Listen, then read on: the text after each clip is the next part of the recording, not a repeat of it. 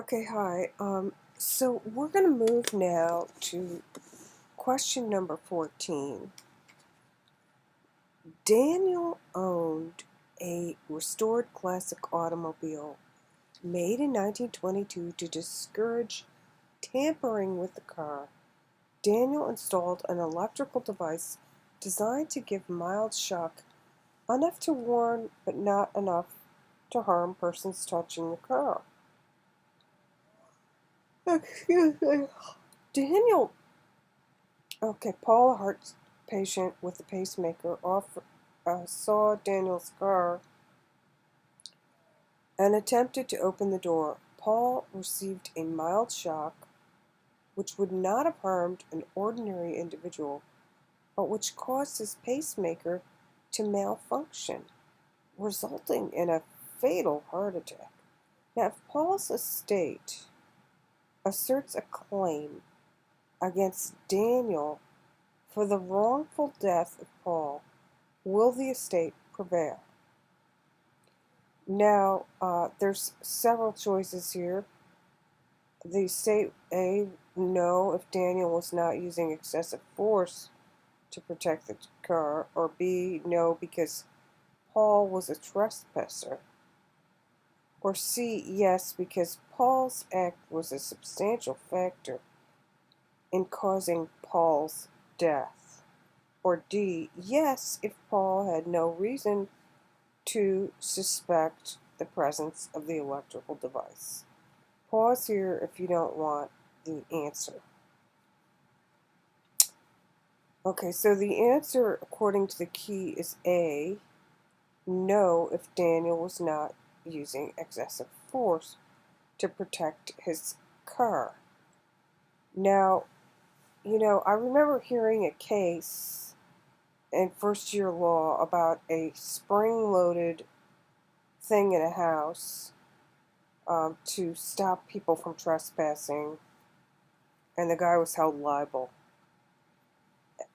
But if you look at this,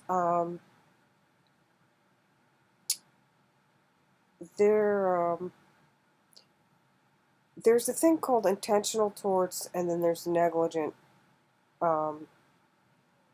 And if he was assaulted or, he died, this was designed to give a mild shock. Now, I know you've got your eggshell plaintiff, right? And so this is kind of a tough question for a lot of people because you could argue this more than one way. But if you think about if he went to court and they wanted to get this person for wrongful death, and he put this in here, and the guy's coming with unclean hands, um, um,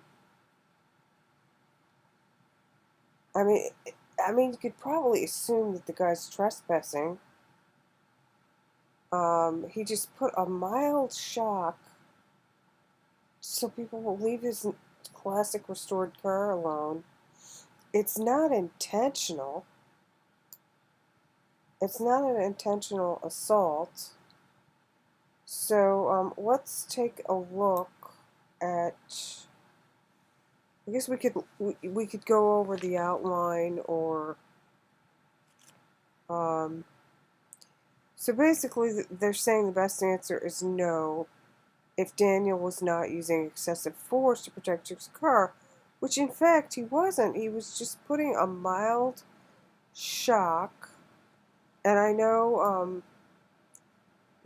of course, a person died. That's pretty serious because it upset his, it depends on if you're in a state that's contributory negligence and all this, but I guess that's open. I'm thinking, so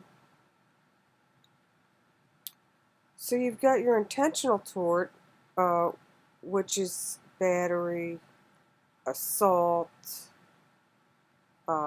nuisances, wrongful death, And was it reckless or negligent to put that there? This is not crimes or anything, but so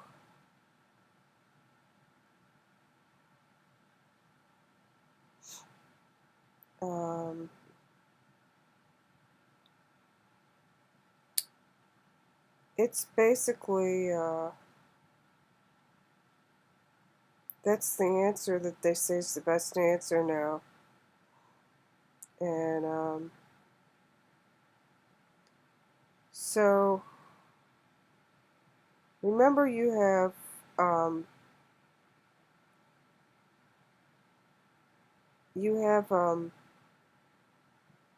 I made this up myself. You don't have to use this, but you've got your types, and you've got your general intent, specific, and intentional and not intentional.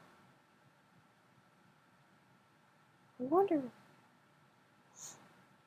So, negligence is going to be different than, I mean, if you have not specific intent. I'm crossing over now. I'm sorry, I misspoke.